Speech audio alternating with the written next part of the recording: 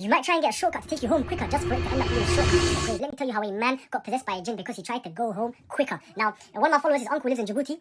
He's around 34 years old. Now, his uncle, he has a daily routine. Every day after work, he goes to visit his mother and his father. He goes to their house. Now, their house is about 25 minutes walk, about 5-10 minutes by car away. Normally, he'd drive, but on this particular day, he'd given his car to his younger brother, so he walked instead. Walked there after work, now it's late. The sun has gone down, it's time to go to bed, so he decides to walk home. Now, rather than walking on the main road, that'll take 25 minutes, he decides, let me save some time, let me save 10 minutes by cutting through this abandoned garbage disposal site. That's where people come to throw away their rubbish. So he begins to cut through. But before he does, this guy, he liked to indulge in some recreational activity, you know, the green leaf that makes you high upon consumption. So he goes to buy some, grabs it, goes home, cuts through the garbage disposal site, gets back home, his wife is already in bed. Now he goes to the living room, begins to do his thing, enjoy his recreational activities until it's late in the morning. Now his wife, she wakes up for the morning prayer. She looks over, sees her husband has joined her in bed. She tries to wake him up so they can pray together. Pulls back the covers. Now his head is facing her, but the shoulders, knees, and toes are facing the wood. She recoils in fear, in shock. Tries to shake him awake. He opens both of his eyes slowly. Now you see the sclera in this part here that's meant to be white. If you're ill, it will be yellow.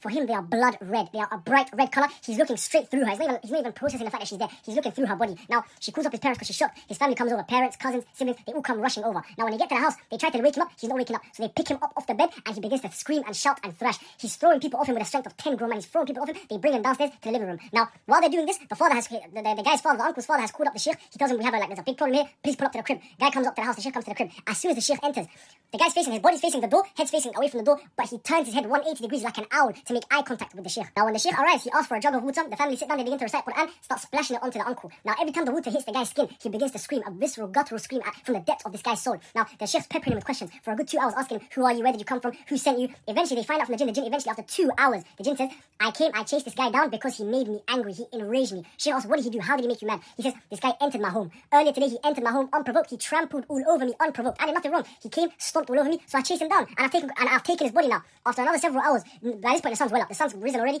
After several more hours of the family reading Quran, the guy just screaming, they're trying to hold him down. Eventually the jinn leaves him, but since that day forward, this guy, his uncle, his whole family, they've all avoided dump sites to the max. Sometimes you'll think, let me just take this little shortcut through this abandoned location to get home faster. No, that'll take you to your grave. You're gonna go to an early grave.